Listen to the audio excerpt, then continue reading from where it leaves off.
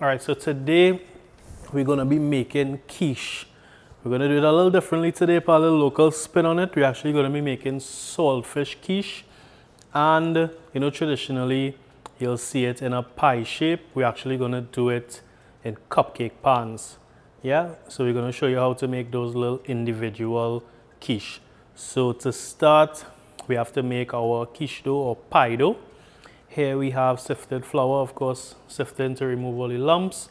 To that, we add in salt and brown sugar. Salt to help enhance flavors, brown sugar for a little sweetness, as well as give it that golden brown color that we are accustomed of. Once that is well incorporated, we're going to cut in our fat. I'm using unsalted butter. It's already been broken down to help speed up the process. So with this is a kind of two-hand process. I mean, if you want, you could do this in some people do it in their food processor. Some persons use these dough utensils that help to cut the fat. I'm going to be using my two hands. Yeah, so you want this mixture to resemble coarse cornmeal.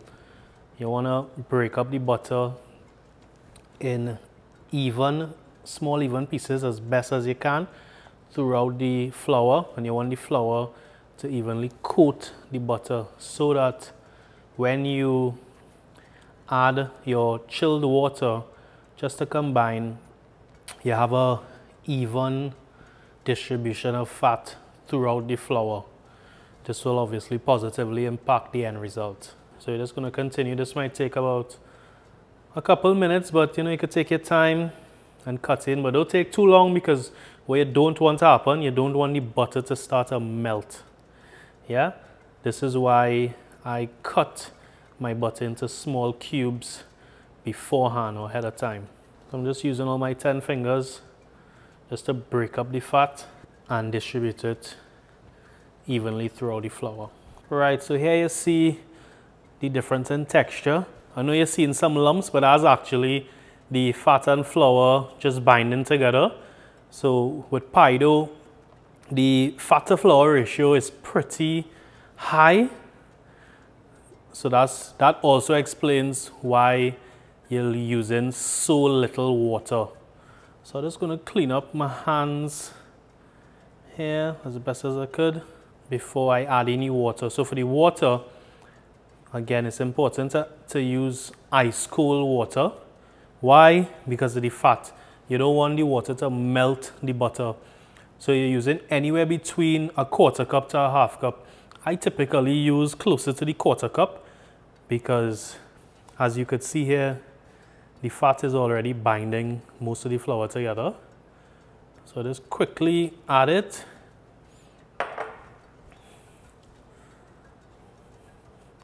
Give it a quick mix.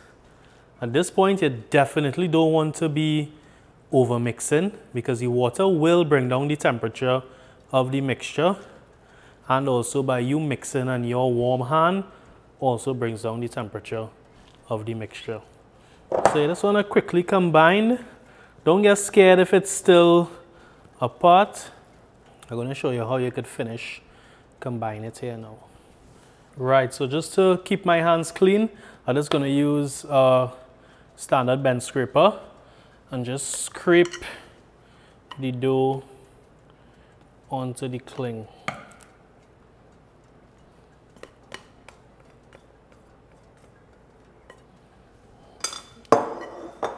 Yeah, and then I'm going to use the cling to bring the dough together and pack it in as tight as I could.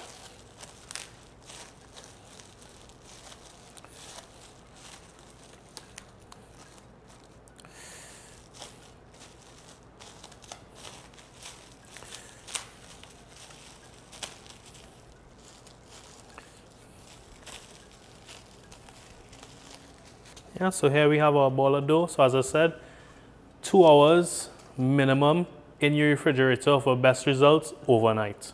All right, so while our quiche dough is resting, we're gonna go ahead and mix the saltfish for the batter.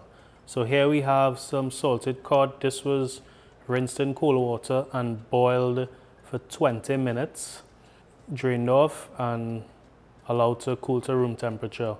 What I like to do, instead of breaking it up with a fork or your hand, I like to just run it through the chopper, because that breaks it down into some nice small even pieces. So we're just going to add this to our chopper.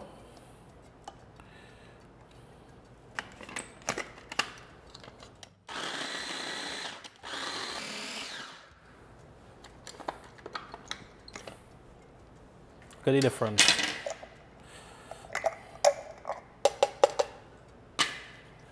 So you see how small the chopper breaks it up and how even it is. So to this, I'm going to mix this in with some chopped onion, minced garlic, hot pepper, tomato, and pimento. I'm not adding any salt, black pepper, or any type of seasonings or flavorings to this, as the quiche batter will have all of that.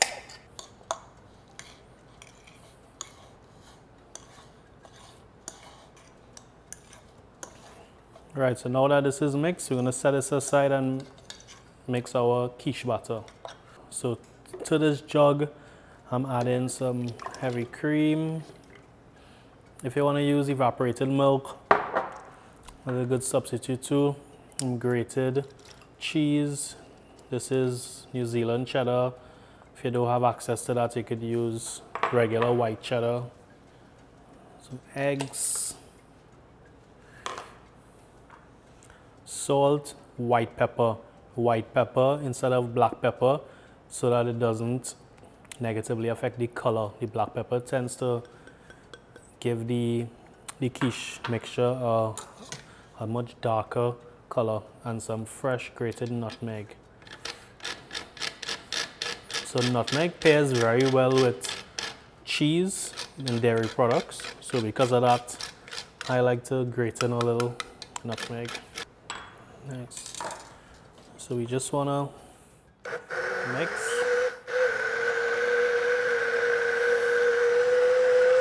You can see the cheese is broken down, the eggs are well mixed in, all our flavorings and seasonings are well incorporated. So we're just going to set this aside in our refrigerator and get started on rolling out the dough. Right, so our dough is rested.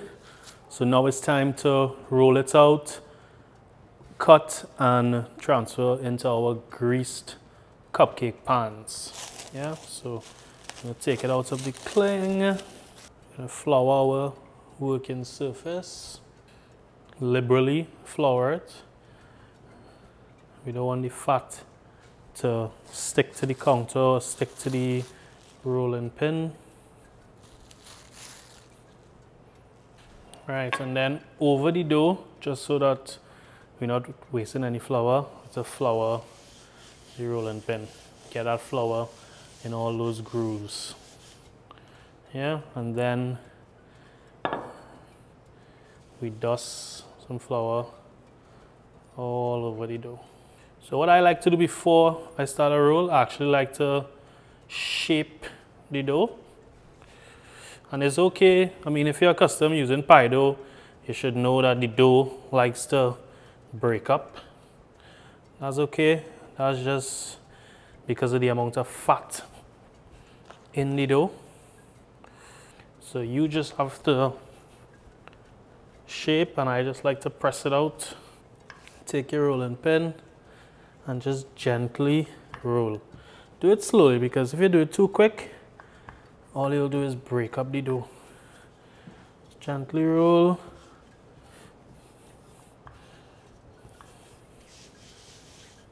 So just to prevent it from breaking, I'm not moving it, I'm not turning it. Normally, you know, you might rotate 90 degrees and roll, but just to prevent it from breaking, I'm not going to do that today.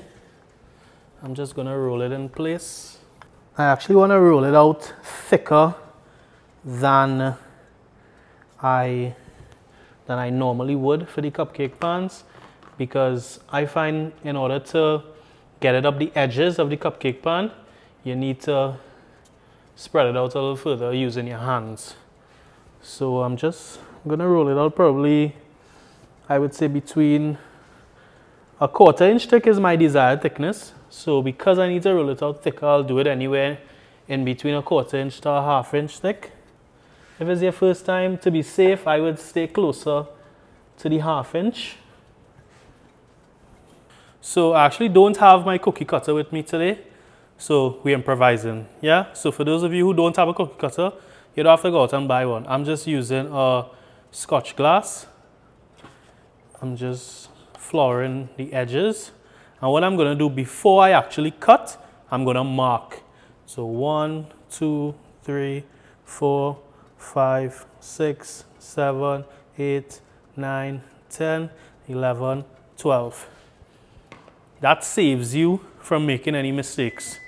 Mark, right, so that's my oven telling me it's preheated. Yeah, so marking the dough saves you from making any mistakes. Maybe you start a cut and then you realize you only have 11 or 10. So then you have to start all over again, combine the dough, roll it out, let it rest, etc. So by marking, saves you a lot of time. Yeah, so once you have marked, I'm just placing it over the marked circle and then just pressing. I have to press a little harder because this is a blunt edge. And you see, yeah, you see in the end result. So you see this side has a lot more flour on it. So what I'll do, I'll just show you here quickly. I will actually, I'm just pinching the edges a little wider. And you'll see it start to open up a little wider.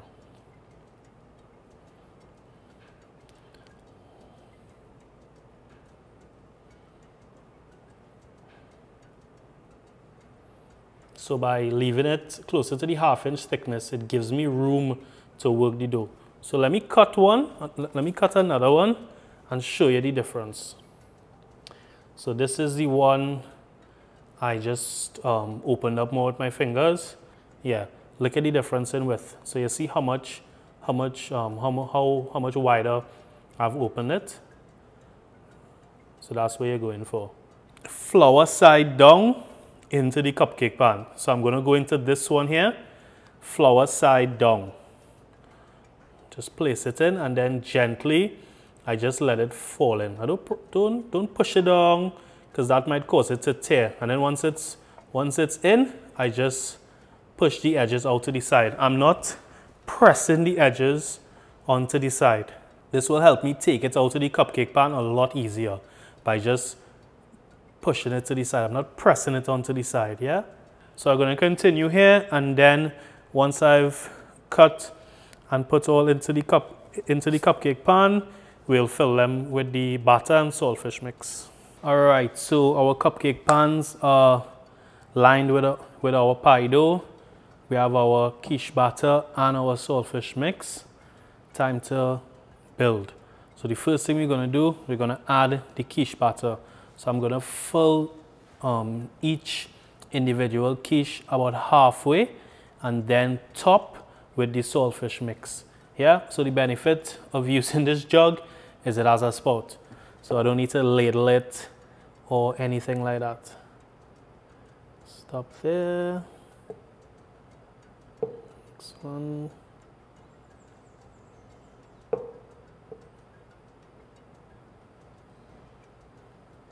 So I prefer to add the batter first before the saltfish, because the idea is that at least some of the saltfish mixture would stay on top and give it a nice contrast in color, probably turn a little dark brown, you know, let the tomatoes roast a little in the oven.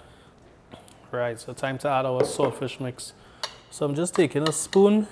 This is tablespoon. I'm just adding about a 1/2 tablespoon or 3/4 tablespoon to our individual quiche.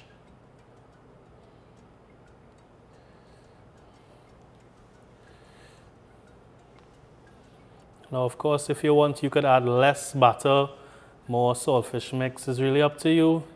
If you want to substitute the saltfish mix for smoked herring, or I don't know, maybe a shrimp mixture or ham, with onions and sweet peppers, something like that. Honestly, to me, it's endless. The options are endless. And the oven is preheated at 350 degrees. And I'm gonna bake this for about anywhere between 18 and 20 minutes. I'm really looking for a golden brown color. Yeah, that should tell me it's ready. All right, so we're gonna throw it in the oven now and show you when it's finished.